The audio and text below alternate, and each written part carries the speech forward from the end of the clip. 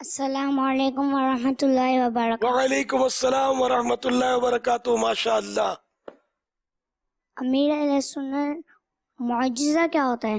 کیا بات ہے، آپ نے بڑا پیارا سوال کیا بیٹے۔ معجزہ یہ نبی کے سچے ہونے کی ایک دلیل کے طور پر ان کو اللہ پاک طاقت دیتا ہے کہ وہ ایسی بات ان سے ظاہر ہوتی ہے کہ عقلیں اس سے بالکل عاجز ہوں۔ تو اظہار نبوت کے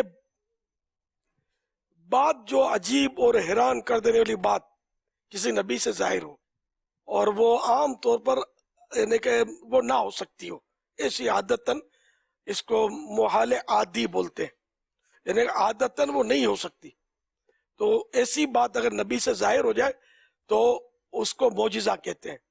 جیسے کہ حضرت موسیٰ علیہ السلام کے پاس ایک عصا تھا، اسٹیک، اور وہ اسٹیک جب جادوگر بہت سارے جمع ہو گئے آپ کے سامنے، انہوں نے رسیاں پھینکی تو سانپ بن گئے، اور سانپ بن کے آگے بڑھنے لگے، تو حضرت موسیٰ علیہ السلام کے پاس جو اسٹیک تھی وہ آپ نے زمین پر ڈال دی، تو وہ بہت بڑا سانپ بن گیا، اتنا بڑا سانپ بن گیا کہ وہ سارے سانپوں کو اس سانپ نے کھا لیا۔ تو یہ جادوگروں نے جب یہ دیکھا تو موسیٰ علیہ السلام پر ایمان لے آئے۔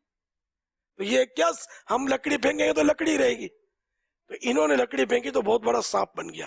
تو یہ ان کا موسیٰ علیہ السلام کا معجزہ تھا۔ اس طرح کی بہت سارے معجزے ہیں۔ ہمارے پیارے نبی صلی اللہ تعالی علیہ وآلہ وسلم نے چاند کے سامنے انگلی اٹھائی تو چاند دو ٹکڑے ہو گیا، یہ بھی معجزہ ہے۔ ہم چاند کو انگلی اٹھائیں گے، انگلی اٹھائیں، ہاتھ اٹھائیں یا پورے اٹھ جائیں، چاند وہیں کا وہیں رہے گا، ہے نا۔ تو ہمارے نبی صلی اللہ تعالی علیہ وآلہ وسلم کو بہت سارے معجزے ملے۔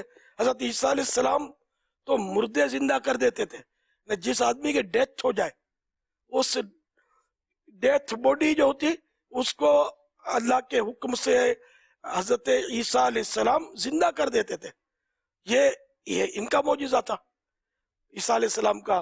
ایسے جو جن کی آنکھیں نہیں ہوتی تھی، بلائنڈ، ان کو حضرت عیسیٰ علیہ السلام اللہ کی رحمت سے ان کو آنکھیں دے دیتے تھے، تو یہ بھی معجزہ تھا۔ یہ قرآن میں اس کا ذکر ہے، اللہ کی رحمت سے، اللہ کی عطا سے۔ تو انبیاء کرام کو اللہ پاک نے معجزے عطا کیے، یہ معجزہ کہلاتا ہے۔